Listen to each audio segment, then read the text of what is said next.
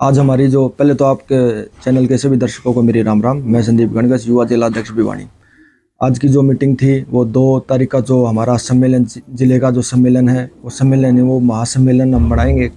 तो उसके रिगार्डिंग ये मीटिंग रखी गई थी और युवाओं की ड्यूटी लगाई थी आदरणीय गौरव संपत सिंह जी ने।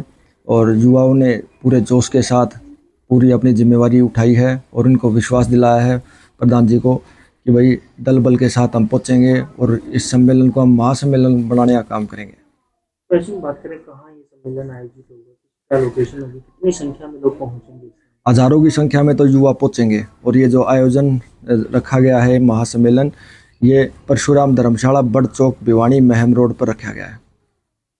भिवानी की राजनीति में बदलाव हो चुका है, पहले से शुरू हो गया था। और हमारे आदरणीय संपत सिंह जी ने जब इनेलो पार्टी ज्वाइन करी, उनका प्रभाव पूरे हरियाणा में पड़ा।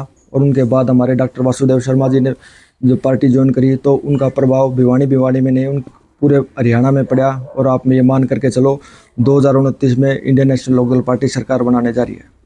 उसमें आदरणीय हमारे युवा के राष्ट्रीय अध्यक्ष करण सिंह चौटाला जी सरकार को घेरेंगे और युवाओं को बताएंगे कि उन्होंने इतनी नाइंसाफ़ी युवाओं के, हरियाणा के युवाओं के साथ करी है, उनको जागरूक करेंगे और बहुत बड़ा बदलाव लाने का काम करेंगे।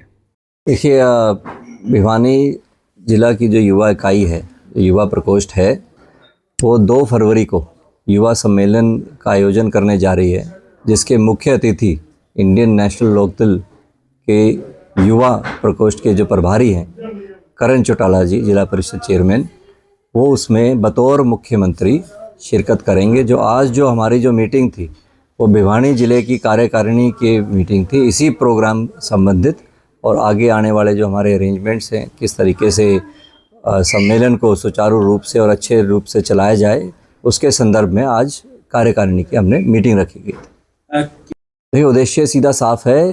करण चौटाला जी उस दिन भिवानी ज़िले के युवाओं के साथ एक संवाद करेंगे, खुद भी अपने विचार रखेंगे और जो हमारे जो युवा हैं उनके भी वो विचार लेंगे, ताकि आगे इंडियन नेशनल लोकदल पार्टी जो युवाओं के जो विचार हैं उनको अपनी पार्टी का जो आगे जो मैनिफेस्टो बनेगा इलेक्शन के संबंधित, जिसका भी समय पड़ा है, तो उन मुद्दों को निकाल कर उनमें जोड़ा जाएगा। ऐसे में पार्टी भी जो है जनता के मुद्दों को लेकर के किस तरह से कार्य करने वाली है, जमीनी स्तर की अगर बात करें। देखिए, आज जो विपक्ष के तौर पर जो अहम भूमिका जो निभा रही है वो इंडियन नेशनल लोकदल पार्टी है। चाहे कानून व्यवस्था हो, चाहे जल भराव की स्थिति हो, किसानों के मुद्दे हो, चाहे एमएसपी के मुद्दे हो, चाहे रोज़गार के मुद्दे हो, तो हर जो मुद्दा है वो धरातल पर इंडियन नेशनल लोकदल पार्टी उठाने का काम कर रही है। देखिए, आज जो हरियाणा में जो बेरोज़गारी का स्तर है वो हिंदुस्तान में सबसे ज़्यादा है। जो ICAI की रिपोर्ट है उसमें हमारे यहाँ बेरोज़गारी जो अनएम्प्लॉयमेंट रेट है वो हिंदुस्तान में सबसे ज़्यादा है और सरकार इसके लिए कुछ भी कर नहीं रही।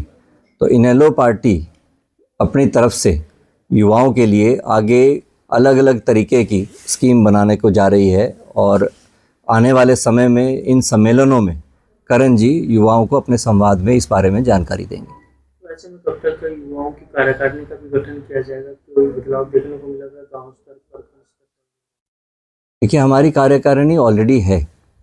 अभी हर हलके में, हर ज़िले में और प्रदेश में सुचारू रूप से हमारी जो टीमें हैं वो काम कर रही हैं और संगठनात्मक ये जो बदलाव हैं वो होते रहते हैं। देखिए, आज जब 2024 में चुनाव हुआ था, जो भाजपा की उस टाइम स्थिति थी रोज़गार के संबंधित HPSC की आप जो बात कर रहे हैं, जब उनके चेयरमैन के कमरे में ही पैसे मिल गए तो आप क्या उम्मीद लगा सकते हैं। लेकिन 2024 में जो लोगों ने बदलाव के लिए वोट डाला था वो बदलाव नहीं हो पाया।